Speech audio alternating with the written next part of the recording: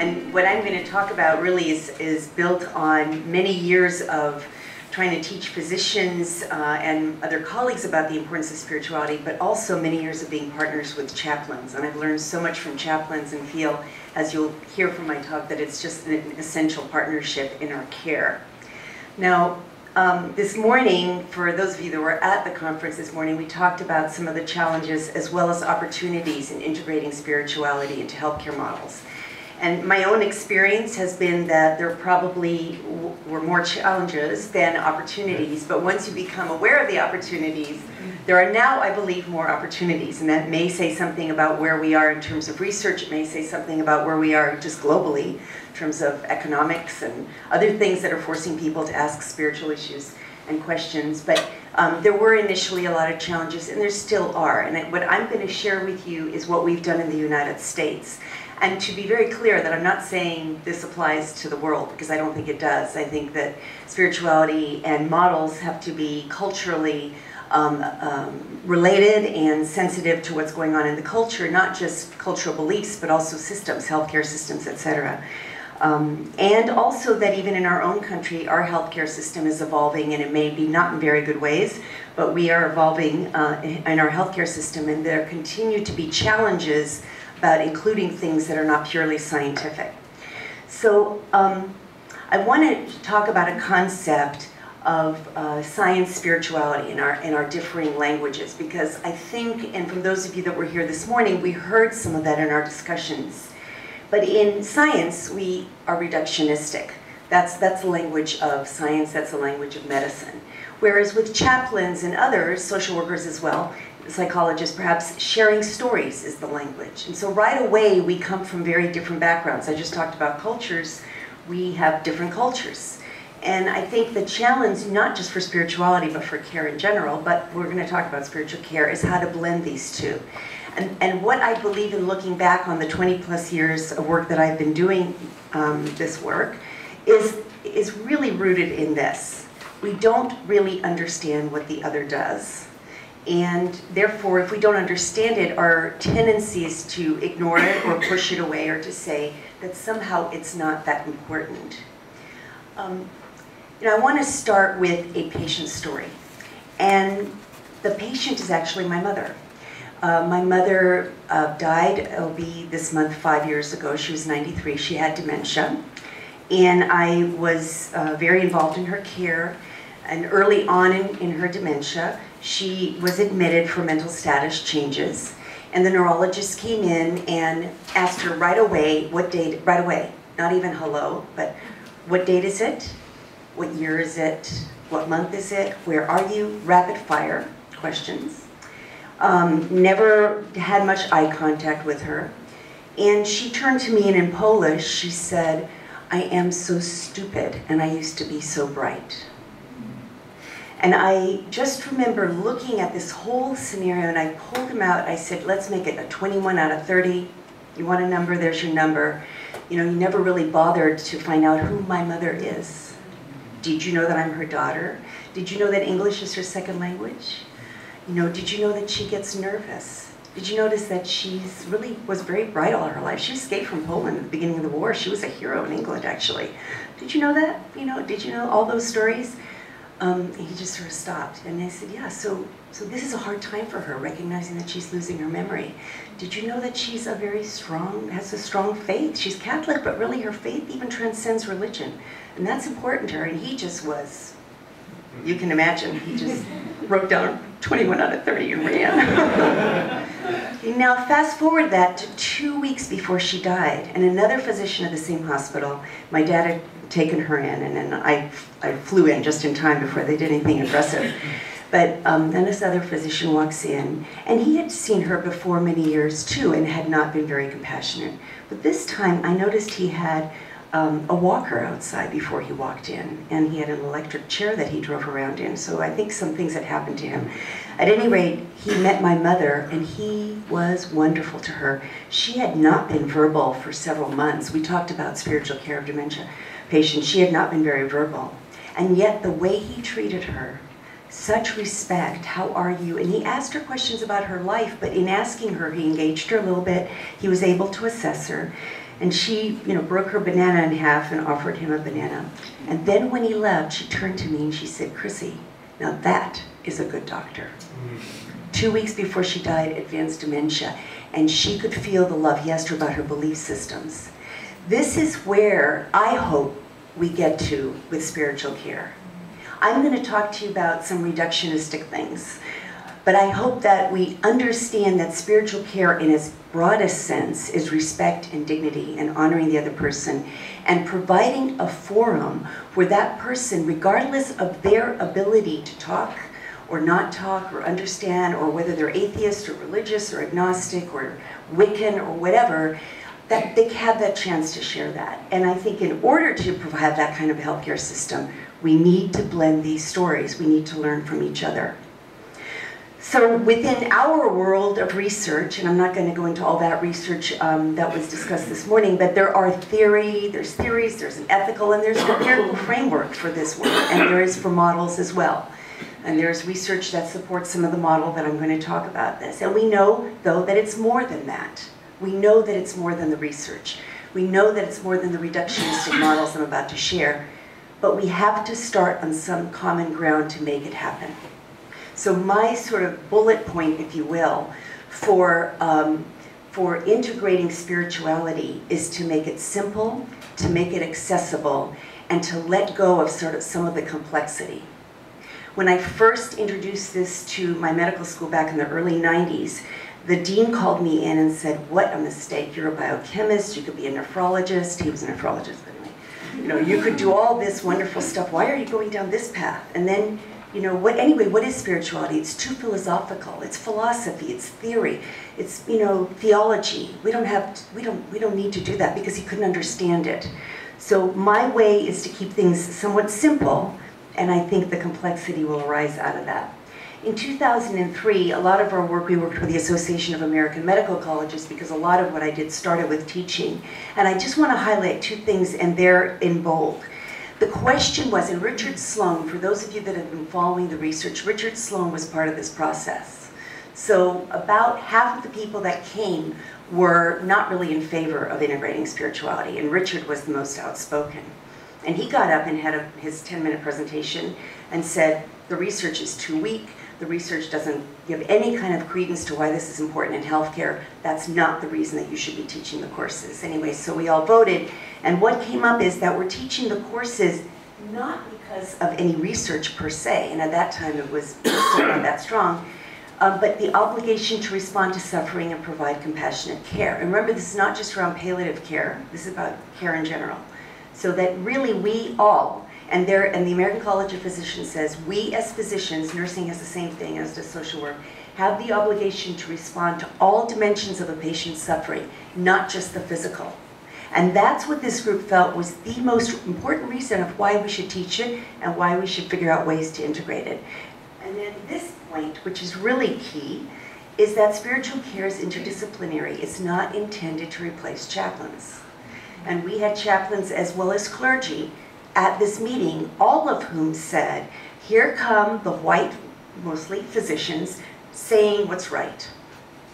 Here come those doctors that say this is the way it's supposed to be. They're going to address spirituality and we'll be out of a job. And that is not at all what the case was. And this is where the conversation around how do we work together really started getting important, that we cannot do this without our experts. And all the rest, I think, is somewhat evident. It's non-coercive, patient-centered, don't proselytize. That's essential to healthcare, not an amenity. I heard that earlier in a talk today as well. And the definition is broad. So this is from Betty Farrell. I don't know how many, most of you must know Betty Farrell. So she's a research nurse at City of Hope, and she developed the LNIC, Educating Nurses on End-of-Life Care. And she wrote an amazing book called Nature of Suffering and the Goals of Nursing. And a colleague of hers did pictures for that book, and she allowed anyone to use them. They're beautiful.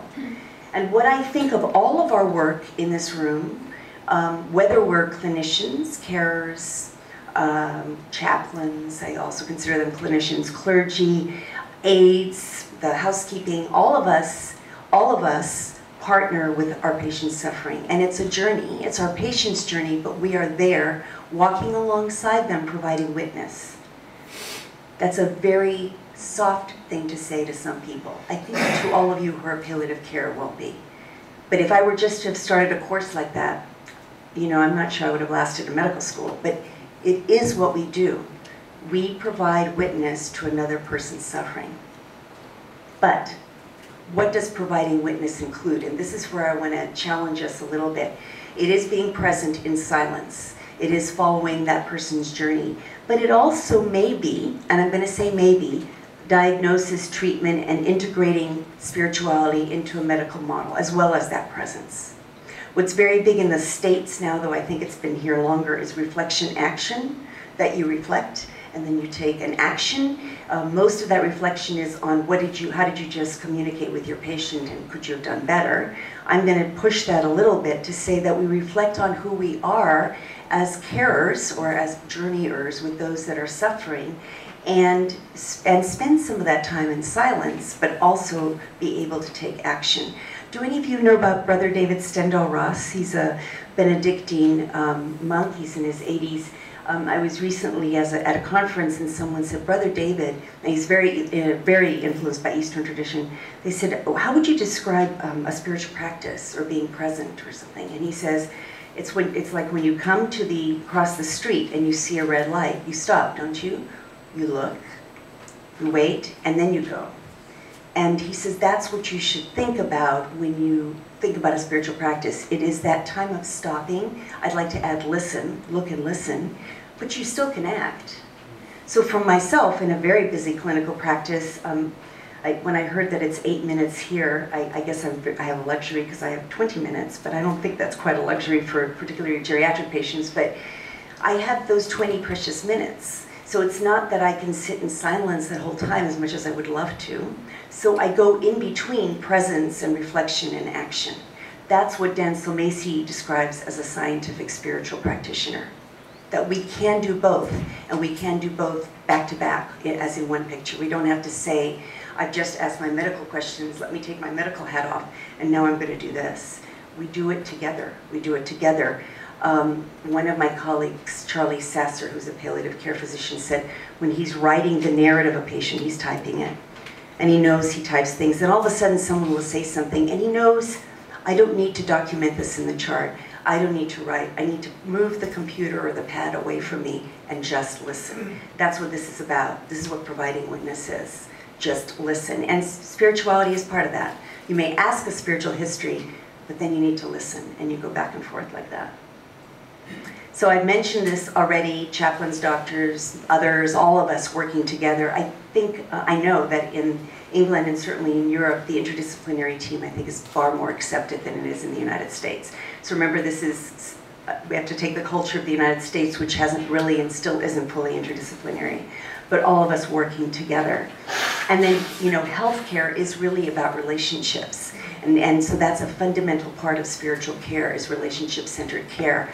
I'm actually doing a policy conference next month in Washington, D.C. with some healthcare policy people, and they love to have sound bites, so it's about relationships. They're all sort of jumping on that. It's far more than that, but it is about relationships, and that we form these relationships with our patients, and we are affected by them as much as they are affected by us.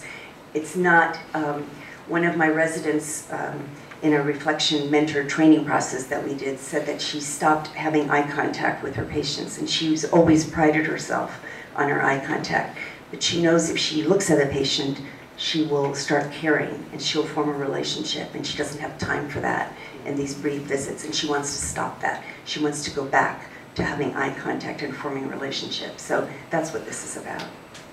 And we need to be aware, if we do not, you know, doctors get such a bad rap here in the States too, but part of it is that there's no space to address the suffering.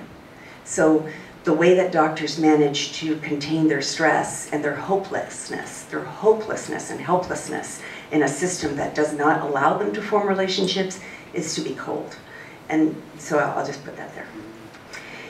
And then it's not just about illness. It's, you know, World Health Organization's definition of health is that health is this dynamic state of physical, mental, spiritual, and social well-being, and not just the absence of disease and infirmity. We in palliative care understand this. I will tell you that this is a little bit of a detail, but World Health, the constitutional definition of health, doesn't include spirituality yet. But there's been this big move to have that integrated, and so they're trying to, in their review of the Constitution in '97, they said it needs to formally be changed. So I now want to switch and talk about the conference. And the story behind this with Betty is that prior to this, I really was of the mind that we needed to do a lot of research in order for it to get accepted. And at that time, most of the research was survey data and was undervalued and not very impressive to colleagues who were skeptical. Impressive to some of us, but not to colleagues that were skeptical. So I was at a conference with Betty, and I said, Betty, we need some help here. I said, how do we move this field forward? What are the research studies? And she's a great researcher, so I was really, picking her brain. What are the research studies? How can we make this move forward? Much as we did this afternoon, what's sort of the next way to go? She says, that's going to take some time. It's important. But another way of moving something forward is through a consensus type of model. And so we decided to do this together. I very much wanted to do it around spirituality in general, but Betty wisely said, let's really focus on palliative care, because in palliative care, spirituality is a required domain of care. So we already know, we're beyond is this important? We know it's important. But we also know that even though it's a required domain of care, and many of us wrote suggestions on how to do that, at this time, many palliative care professionals were saying, well, okay, every patient should have a spiritual assessment, but who should do that? Do I do it? Is it enough to have a chaplain on the team? And what is it that the chaplain does? We thought chaplains just gave last rites, I think they, do they do more? And that's really the level of conversation that was happening. So that's the context of this. Our final report was, and this is in your packets for those of you that came this morning, and others of you can get that, the Journal of Palliative Medicine paper, October of 2009, that was published there, and that was the most downloaded paper of that year. And then Betty and I put this into a book that came out through Templeton Press. And just to show you our main advisors, so Harvey Chachanoff, Dignity Therapy, he's from Canada, psychiatrist, many of you probably know him. Holly Nelson Becker is a social worker, a doctorate level, who's done a lot of research on spirituality and health. Karen Puglisi is a Catholic chaplain. She's with the National Association of Catholic Chaplains, a major organization in the States, and she's board certified. The picture there is of George Hanzo, who is Vice President of Pastoral Care Leadership at Healthcare Chaplaincy, and is one of the major leaders in chaplaincy, in getting chaplains board certified and developing now a palliative care certification program for chaplains. Mary Jo Prince-Paul, a nurse who's done a lot of research on spirituality, and then Dan Silmacy, used to be a Franciscan brother, is an MD, PhD, medical ethics, who's also done a lot with spirituality. We invited 40 people, all from different disciplines. We tried to be as culturally diverse as possible. We had clergy of many different denominations, who is also in the picture sitting down next to George, is Joan Halifax, who is an anthropologist, but is also a Zen Buddhist priest. So she has written a lot on compassion. And those were all our participants. We had a very big, broad group, doctors, nurses, social workers, PT, OT, chaplains, clergy, as I said. We tried to be medical educators. We tried to be as broad as possible, atheist, agnostic, different religions. And then all of you will recognize this. But in the States, and I'm pretty certain here, so you can correct me if I'm wrong, but palliative care is really viewed very early on. Diane Meyer's work in Center to Advance Palliative Care, really defining palliative care from the time of diagnosis. So cancer survivors would fit within this category. It's an ongoing chronic problem. So that was our way, or Betty's way, of appeasing my desire to meet care in general. Because in fact, palliative care is a good model of care in general. And especially now that we're really moving it way upstream to the time of diagnosis, it does apply, and certainly applies to care in general in the United States with hospitalized patients, because most would fit that criteria. And prior to our conference, there was a National Consensus project that was published that addressed these 8 domains of care. And as you can see, the 5th one down is spiritual, religious, and existential aspects. And I had a conversation with someone earlier about how existential always has to be in, again, same thing, very broad, spiritual, religious, and existential aspects as that part of the domain. And I think that's actually good, because it's really how the patient presents with these issues. So we built on domain 5. And this was our goal, to identify points of agreements. Here we are doing what we did in the small groups today, trying to come up with definitions, trying to vote really quickly on priorities. But we wanted to make recommendations. We very carefully, I use guidelines kind of loosely. We really made a point of saying recommendations, because guidelines steps it up to another level, and then people get afraid. And so to move this forward, make recommendations to advance the delivery of quality spiritual care and palliative care. And we came up with these 5 key elements. Spiritual assessment, that's the broader category, and I'll talk about that a little more. Models of care, QI, interprofessional team and training. I'm not going to go into that very much, except to say that we had a very, very lengthy discussion on how people on the team should respect each other. And this is just going to show you where we are in the States, that the doctor doesn't always have to be the one leading the team discussion. It can be the chaplain or the nurse or the social worker. That we should respect each other, and we should learn from each other and work together and respect each other's expertise, and everybody's equal on the team. And then training, we talked extensively and made recommendations on training as well. And the process was that I wrote a white paper, Betty's group all contributed to it. We had 10 pages. Then we emailed it out to the 40 people. And again, I have done this process as a participant, and usually people say, yes, this is okay, add a reference here, add this here, maybe consider this. We got stacks of comments this thick back from people, that's why it ended up as a book. Huge. So by the time we went into the conference, it was probably at that point about 45 pages. And a lot of interest and a lot of excitement about this. So the definition. So Betty, I said to Betty, I think we need to work on the definition. Betty says, no, we're not going to talk about definition, because there goes the whole working group. The whole day, the whole 2.5, we had 1.5 days, the whole 1.5 days will be on a definition.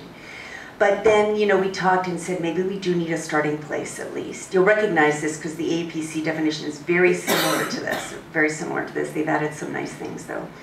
And the way that we did this is we sent out everything we could find about definitions of religion, spirituality, culture, everything we could find that was, as much as we could find that's cited in the literature. And we had our 40+ participants review that literature. And then they had a chance to, in a very small amount of time, break up in groups and decide what are key pieces of a definition that each of them would want to include. And then at lunchtime, they voted on those key pieces. And then that evening, our little working group took all of those votings and everything, and we kind of drafted something somewhat similar to this, and then spent 45 minutes in the large group the following morning, and we achieved 100% consensus. But let me tell you, that was not easy. And Betty and Brownie, our facilitator, are real sticklers for time. I loved hearing the conversations. I'm glad they made us stick to time. This is what it was, that everybody was okay with that it's an aspect of humanity. All of us have that. Everybody was okay, there were no arguments there. That people loved that it's not just about meaning and purpose, but seeking. So it's an ongoing process, it's evolving. And then the experience to connectedness was great, until we got to the word sacred. And people really had a hard time with that. Why, I don't know, except I can tell you what they said, which is sacred equals religion. That's not really true. People see things that are sacred outside or within a religion, and you really can't cut religion out of this, because religion is important for many people. And that would be as wrong to cut that out as it would be to say atheists don't have a spirituality. You have to be broad. What was interesting is people wanted to capitalize the significant, which I frankly thought sounded somewhat religious, but the idea was that there may be a significant experience in someone's life. It could be God, it could be at the church, it could be at home, it could be with nature, it could be the death of someone, and that's how people defined their meaning and purpose and that sense of connectedness. So we left both in, and then everybody was fine with that. But it took some time to do that. I very much like the EAPC adding transcendence. We tried to, but that's too philosophical. People didn't really understand what that meant, so that stayed out. And I think EAPC added the way people, individuals in community, I think also, or something got added, which I thought was also a really good addition. Now, so here are recommendations. I've already mentioned that. So let's talk about spiritual care models, and I'm just highlighting some of the conversations that we had about this. And it was really conversational, a lot of small group work. So the number one thing that everybody said is, if you have a patient-centered care healthcare system, then you have to integrate spirituality. And it's as simple as that. That it's based on honoring dignity. That was the sort of number one principle. That spiritual distress should be treated the same way as any other medical problem. So the direct quote from one of the participants was, in the same way we run when we hear that someone's pain is a 7, 8, or 9, or 10 out of 10, and we react right away with medication, we should be doing that with spiritual distress. And they further went on to say that everybody, including the ward clerks, everybody should understand what spiritual distress is and look for it. That's how significant it was. And I was so moved by the story of your friend who was buried today. Because not having spiritual distress addressed in many ways may be worse than even not having physical pain addressed. It is deep suffering, and we need to react. And that was the conversation around that. The stories people shared at our meeting were very, very moving. Many people thought spirituality should be considered a vital sign. That's kind of dropped off on one of the projects we're doing, but the reason actually for that is, in the United States, pain is a vital sign. And it's forced, again, you know, oversimplifying things forces people to look at it. So Jimmy Holland, who's done a lot on psychosocial issues in oncology, is trying to create that as a vital sign. We may integrate spirituality into that, but that's just one point. And of course, interdisciplinary, interdisciplinary, interdisciplinary. I've talked about chaplains, but also there's pastoral counselors, spiritual directors, and clergy. So that all has to be, everyone has a slightly different role there.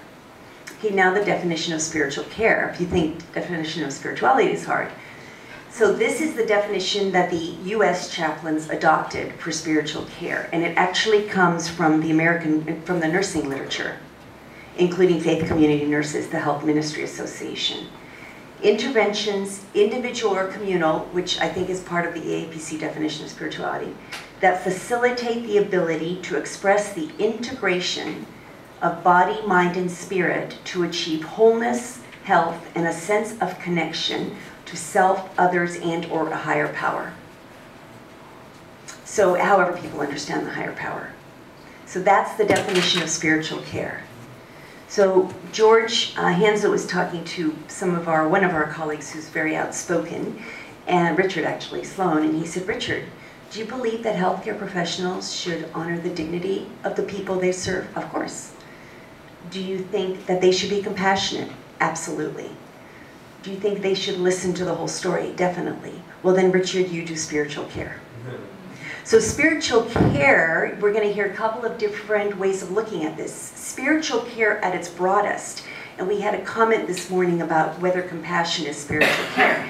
At its broadest is this, at its broadest. But when we start to integrate into a clinical, and we want to have it take it seriously, we want to identify spiritual distress, we have to get a little more specific. And that's going to happen in the subsequent slides.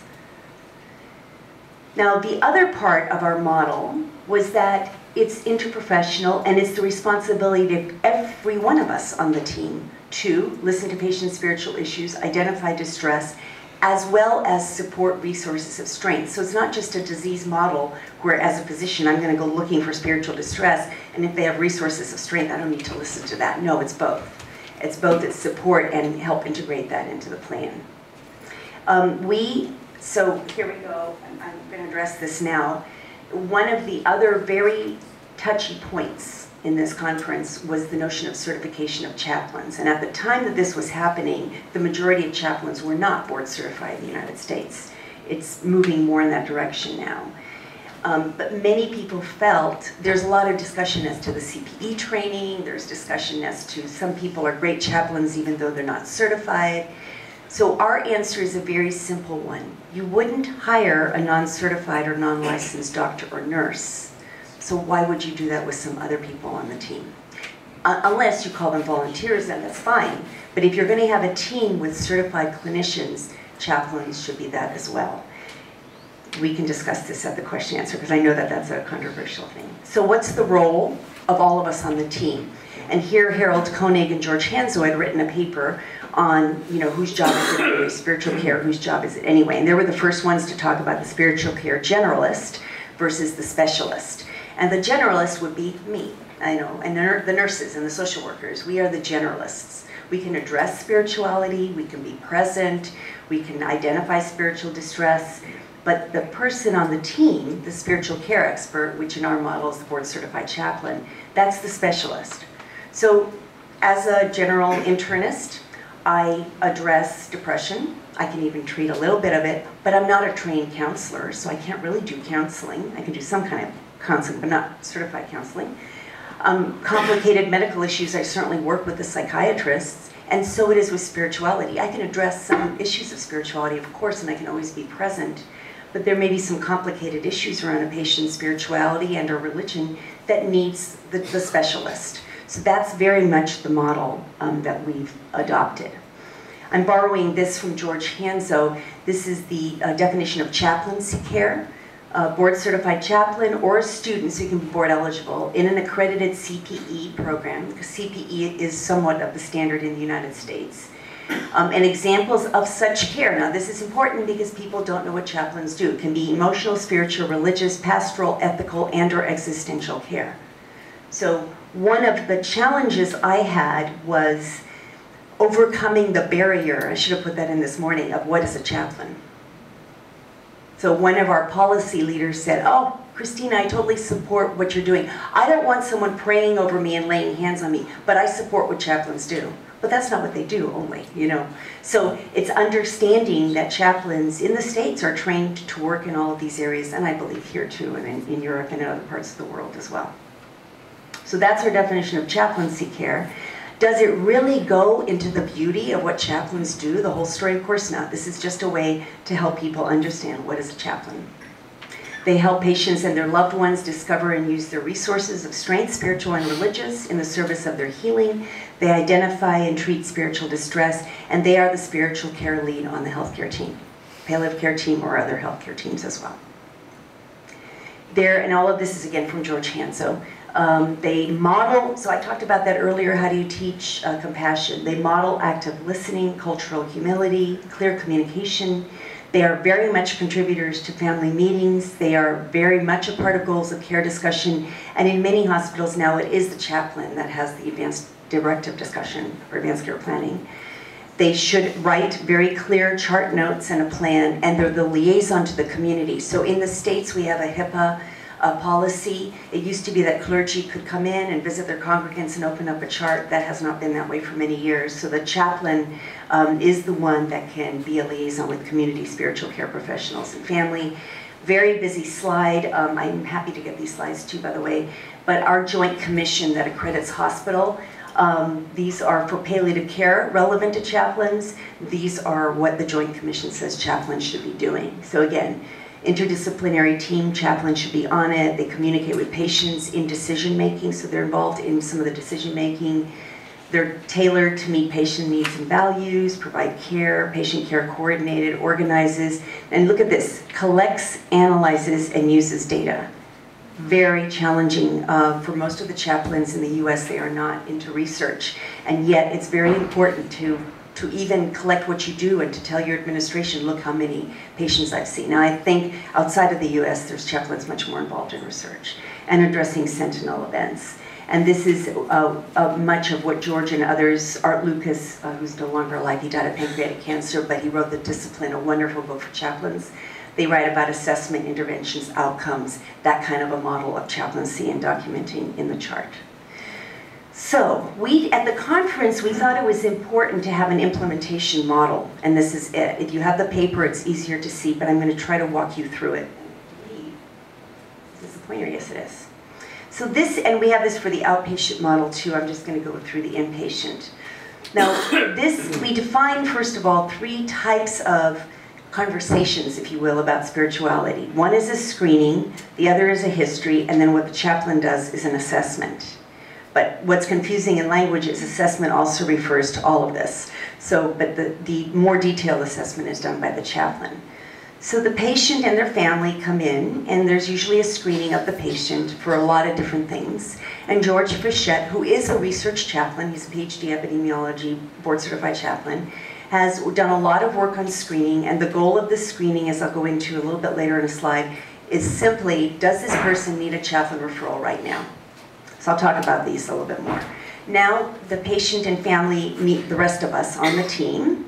And those of us that develop treatment plans or care plans, those are nurses and doctors, would do the history. It's a little bit more than a screening, but not as much as an assessment. Now, in my ideal world, and in many palliative care worlds, the chaplain does go and see all of the patients, but that's not generally true. And so I would hope that the chaplain, that all patients would be visited by a chaplain and be offered that visit, but that doesn't always happen. So we do have a referral way, which I'm going to talk about. In your interdisciplinary team, the chaplain is a spiritual care expert, spirituality is discussed, and I will tell you that in the IDT teams that I participate in, the chaplains bring up physical issues to me all the time. You know, did you know he was a little embarrassed to tell you, but he has, you know, issues with flatus, or he is concerned about his smell that's emanating from him. And so, you know, again, we all cross, this is true interdisciplinary, work on this together. It's not just that I speak about the physical issues and then I'm quiet, and the chaplain speaks about spiritual issues and she's quiet. It's not that. I mean, we all contribute together. A treatment plan is developed, outcomes are measured, reevaluated, especially if there's a change in the patient's status. So that's a very this is very reductionistic. This is what I meant about reductionistic, to make it easily accessible to people. Now, I'll talk about the dotted lines because that gets exciting, I know, to this group, but also community providers and family and friends would be sort of the outside people, and that would include clergy, shamans, family, the yoga teacher, whoever people see as their spiritual care professional. Here are the dotted lines. What does that mean? Here we are, the clinicians and spiritual care providers, right down here. The dotted lines are what we talked about, the transformative interaction, and I heard that so beautifully in my small group from one of the patient and care representatives, which is that it's not just about the patient here or the family there. We are all impacted by each other, and it's an ongoing, constant relationship. And we're changed and perhaps healed by our patients in as much as that happens the other way around.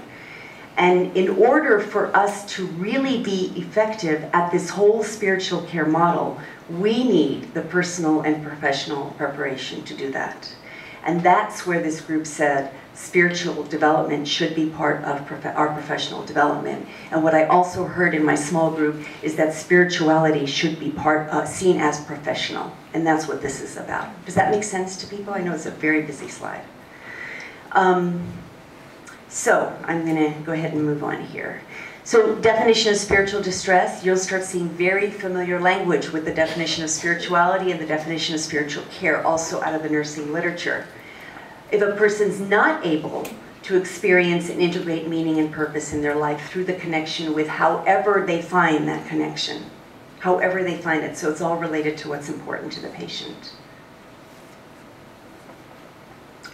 Now, I just want to highlight, and we've talked about this at the conference as well, is that we may hear something very obvious, that, you know, I am conflicted by my religious beliefs, I went to church all the time and now I'm ill and dying, something's not right, God's let me down, maybe there is no God. St. John of the Cross is dark night of the soul. But that may be obvious, or we may hear that it's important for me to go out to nature and hike. I have a lot of patients like that, but I can't do that now. I'm lying in this hospice bed, what am I going to do? That may be the themes we hear, but it may not be so obvious, and it may actually be expressed as increased pain. So a patient who I consulted on who had pancreatic cancer and had a pain of 100 out of 10 is the way he described it, for months, and was on every single medication possible, near being unconscious, and the nurses didn't feel comfortable about doing that, nor did I at that point. And when I interviewed him, it ended up being that he was an Episcopalian and Anglican. That was very important. Well, he didn't come out with me right away. With me, he was very quiet, and he did say he was spiritual and that he was an Episcopalian, and that was it.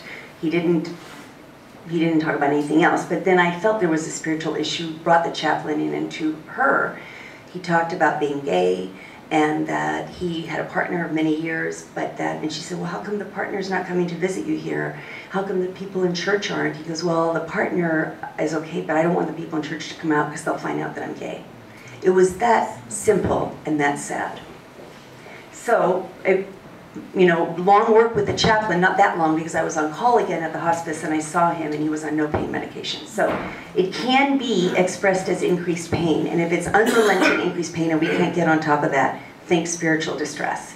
It can be displayed as anger or very low self-esteem. And if someone is really angry, and a patient of mine who survived breast cancer in her 20s, went to law school, was engaged to be married, and then had ovarian cancer that was metastatic, every time we walked into the room and the nurse would give her the thermometer, she'd take it and put it in backwards. She was swearing at me constantly and the rest of the team. I mean, there was some very profound grief and anger that was spiritual. So be thinking about other presentations. Nightmares is another one as well. Now, so what we did, and this is very controversial, is the notion of diagnoses, spiritual diagnoses. And I want to let you know that the background of this comes from the National Cancer Comprehensive Care Network, as well as the nursing literature, as well as the American Psychiatric Association, as well as some work from Chaplaincy. But in the National Cancer Comprehensive Network, they created algorithms for physical, emotional, social, and what they called chaplaincy diagnoses. And we borrowed from that, the group did. This is all coming out of the consensus. And you will see here are the diagnoses, here are the key features that might come from a history, and here are example statements. So when we talk about communicating with patients, one way the conversation is to listen to themes that the patient might present, which you might hear here.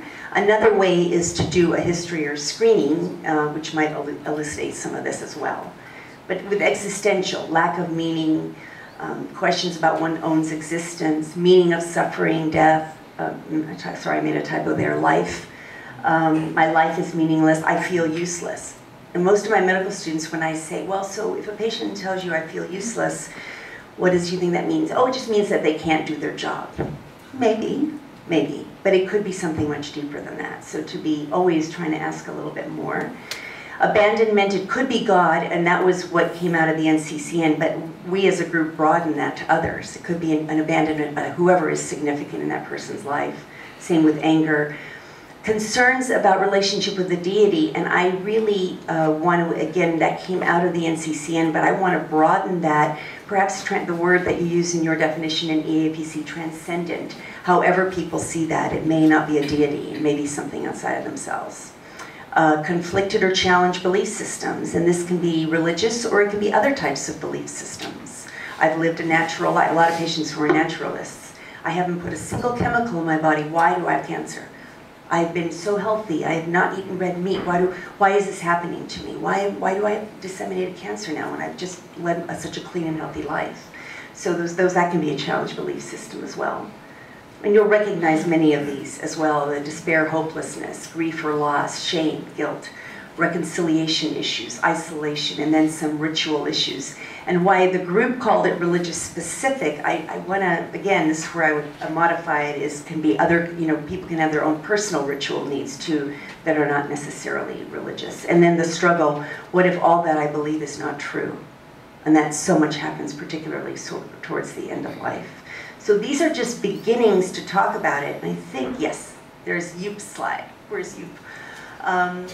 So at the Summer Institute, he can tell you, we have a Summer Institute, there you are. We have a Summer Institute every year in Spirituality and Health at GW, and there was considerable debate about this with the chaplains. Can you really diagnose spiritual distress? This is now so reductionistic. Are we really missing the whole picture, right? That sort of was the general.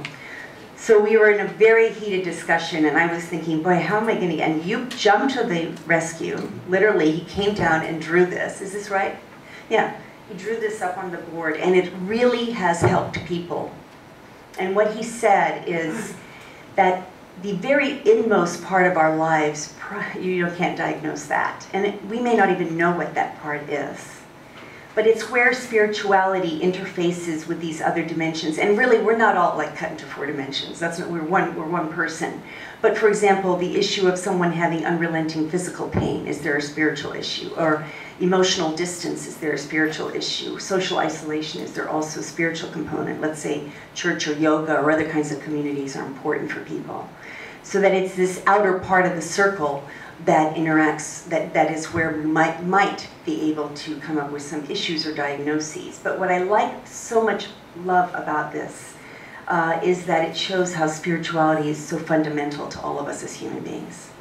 It's a beautiful description, and I thank you for that. It's really helped my medical students as well understand this too. Do you want to add anything to that, since I learned that from you? I wouldn't add to. No. Again, don't get into the details of this. This is very simple. This is what you all do all the time. And this was developed primarily with Sue Wins, who was at that time the head of the Association of Professional Chaplains, and George Hanzo. So this piece here all comes from chaplains. So don't throw anything at me. It just comes from the chaplains. But we start out here with a spiritual history. Really, is a person in distress? And then what is the source of the distress? Is it primarily physical, emotional, social, or spiritual, or a mixture of them? And then this right here, right in this section, is who else on the team do you need? So if you're the chaplain, or you're the nurse or the social worker, and you find that someone is in physical pain, or that they have unrelenting vomiting, etc., you're going to probably come to the doctor or nurse on the team, just as I mentioned before. If it's very severe depression, who in the mental health professionals do we need to include? The psychiatrists, the therapists, etc.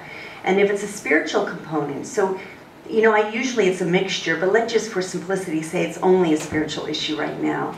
Then the chaplain said we need to define simple versus complex. And if it's a simple spiritual issue, and here is a really good area for research. If it's a simple spiritual issue, which we don't really have an answer to this yet, then maybe the rest of us on the team can do some work with the patient. And if that doesn't resolve what I'm doing, then I need to refer to the chaplain. And if it's a complex issue, it should immediately go to the chaplain or other spiritual care professional. Now you'll notice here we have outpatient, because in the United States, we don't have many board-certified chaplains in the outpatient, though some of us are trying to change that. But there are other spiritual care professionals, and there are some chaplains that will consult in the outpatient setting. But again, spiritual pastoral counselors, spiritual directors, other people that could help. So our recommendations were that there should be spiritual screening history tools.